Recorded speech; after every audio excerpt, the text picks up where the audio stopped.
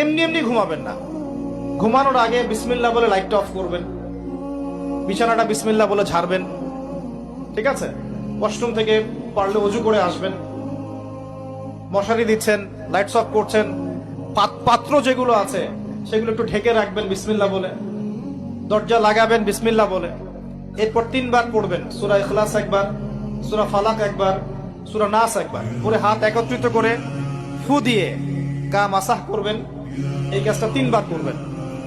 একবার আয়াতুল কুরসি পড়বেন, সূরা বাকারার 255 নম্বর আয়াত, আল্লাহু লা ইলাহা ইল্লা হুয়াল হাইয়ুল কাইয়ুম, এটা শেষ পর্যন্ত। এরপর সূরা বাকারার শেষের 3টা আয়াত পড়বেন, লিল্লাহি মা ফিস সামাওয়াতি, এখান থেকে ফানসুরনা আলাল কওমিল কাফিরিন পর্যন্ত। তারপর ডান কাতে পাশ ফিরবেন, বলবেন আল্লাহুম্মা বিইসমিকা আমুতু ওয়া আহইয়া। হাত নিবেন, হাতে গুনতে থাকবেন সুবহানাল্লাহ সুবহানাল্লাহ সুবহানাল্লাহ।